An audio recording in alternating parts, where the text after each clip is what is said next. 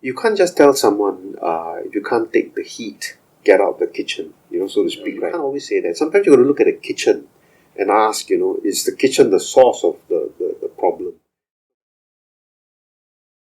Welcome to Coffee and Big Questions, brought to you by the Home Team Behavioural Sciences Centre. This is a lighthearted podcast series that breaks down big questions that are on our minds as we venture into the evolving world. Join us as we explore and gain insights from professionals on emerging topics. Alright, so good morning everyone. Welcome to an episode of Coffee and Big Questions. So today we have with us our guest, Dr. Majeed, who will be sharing with us some of his insights. Good morning, Dr. Majeed. Morning. Yeah. So maybe you could just give a short introduction of yourself.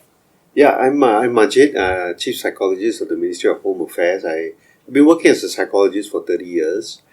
And I'm trained as a criminal psychologist, but I've done a lot of organizational work as well.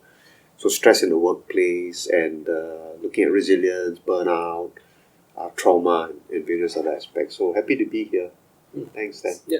So, burnout is a term I'm sure many of us know, and some of us may even feel like we suffer from it in some form.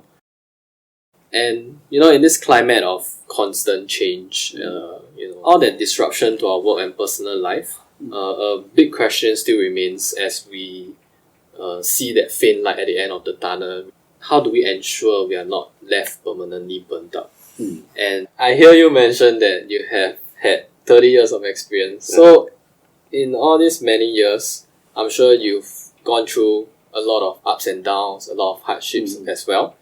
And, just wanted to ask, was there ever a time where you felt burnt out yourself and, to the point where you felt like you could not continue? Yeah, I think there have been some moments when I was almost at that point where you felt very tired, very cynical of what you're doing, and you question the meaning of what you're doing. That's basically some of the facets of burnout. Yeah. I was almost there, but I think because I was reading about it, I was talking to people about it, and also I work with my colleagues who are also psychologists who are quite well informed, right? So we used to have conversations about it, and that helped, because then they would say, are you hitting towards burnout? And then I would sort of check myself and I go, oh yeah, maybe I need a break. So thanks for sharing that. And it kind of reminded me of the fact that burnout is not something that happened recently, even though the pandemic has really heightened it and brought it to light a lot more. But it has been something that's always been pervasive in our society and through all of us. So my question would be, when it comes down to it, what do you think is the real reason for burnout? Ironically, I think having a lot of passion, right, and a combination of that very determined, committed kind of mindset with a lot of workload, sometimes is one of the reasons why you get burnout. So there could be a downside to being too passionate and not knowing when to take a step back and do something different, or just take a break. So if you keep going at it all the time, I think it could be a bit dangerous. You might head towards burnout. That's a very, very interesting take on burnout. I never thought of it as something that could happen when you're so passionate about things. Usually we see passion and that drive and commitment to be something good, but in this case, I guess too much of everything. It could really affect you. Yeah. So, from my own personal experience as well, I have felt like unmotivated, fatigued, stuck in a rut, those kind of negative feelings. And, sometimes I also think to myself, am I disillusioned, or am I just being kind of dramatic? Am I thinking too much about this, or is this something normal that everyone goes through? And what are some of the symptoms to really tell whether you have burnout or not, or you're approaching that stage? I think one of the symptoms is that you don't even think about it or question it. So the fact that you've been questioning yourself is a good sign. It's a good sign. It means you have enough of that self insight and realization to go, hang on, am I going through this? What's happening to me? And that kind of insight. I think when you don't think about it and, work just piles on, and you're so driven to accomplish certain KPIs, certain deadlines, and you're not taking a step back and asking what's going on. I think that's when it can become a real problem. Yeah. Yeah. There's also that question and that saying sometimes we hear around where perhaps people might be feeling like, the younger generation is kind of like the strawberry generation, and they are not as resilient and not as able to take hardships as much, and which has caused this rise in burnout and all that talk about it. Yeah. So maybe in your own opinion, what do you think of that? Do you agree with them or? No, I disagree with that actually. I think the young people I meet are very determined and very purposeful and very committed with what they want to do. And if there's anything, I think they want to do too many things.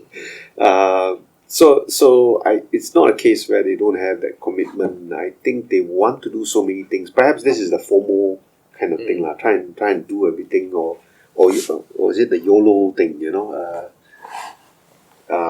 Probably both, and so you want to experience everything, do that internship, get the fantastic job, get a good salary, get the perfect partner in life, try and get a nice house, get a great job, but actually life takes its time. If you hope that everything needs to come at one time, and social media doesn't help, right? Because you're looking at somebody else and they're only highlighting all the positive things in their life and how they are now on the trips in Italy, or having this wonderful partner at home in a nice house, and then you think, why am I not having all that? You see, so I think that makes it a lot worse. But I think they are very committed. So if there's anything to be mindful of, I think it would be the fact that to let life take its pace, and to appreciate moments, kind of purposeful living for the moment and really appreciating it, rather than trying to want to have everything all at one go. I think that would be it. But as far as commitment, I think they're very committed. Yeah, and it's good to have that kind of energy, I feel. Yeah. Yeah, I mean, as a younger generation, I think that's a good thing to hear. Yeah. So, I guess from what you've said about how we should try and appreciate life more, slow things down a bit more. So I guess you feel that, less work is not necessarily the answer to recovering from burnout? Less work actually helps. So it is useful to look at the amount of work. So to look at what we should trim and what we should focus on. But I don't think it's just about work. I think it's also about life. So I think people burn out because of not just work, but because of a lot of other things that they want to do. Like they're passionate about certain things, they want to attend these events or be an advocate for certain other things, and so everything just piles on. So my thoughts about it is that maybe a values driven life may be important. So to ask, what do I really value in life? Maybe you value a good relationship, which may not cost a lot of money. But it's finding the right person in your life. I mean, those things may give you a lot of happiness as well.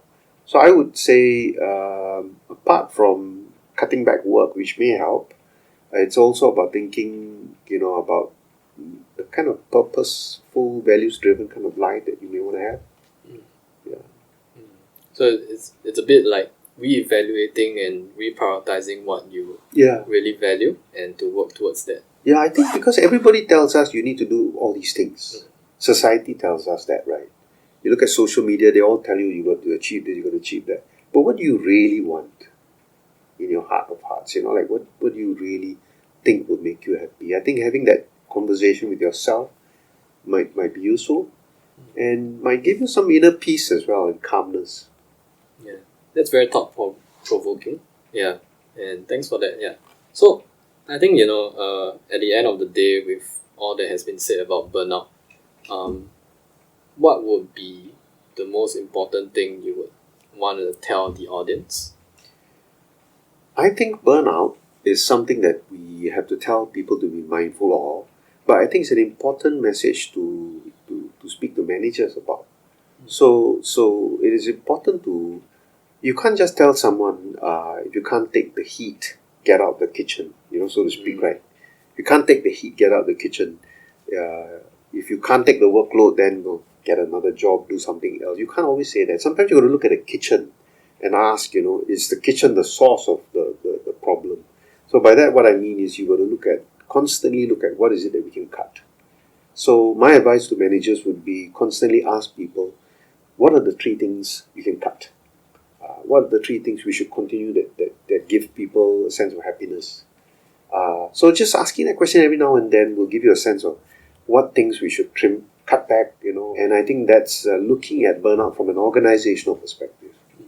So not just always saying, hey, you better learn to manage burnout, but also looking at what causes burnout and trying to address that and cut that away to the best of your ability.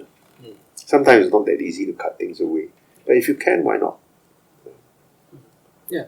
Alright, thanks very much for that. Yeah, I think you really put perspectives from both ends, from both the manager's point of view and from the worker's point of view.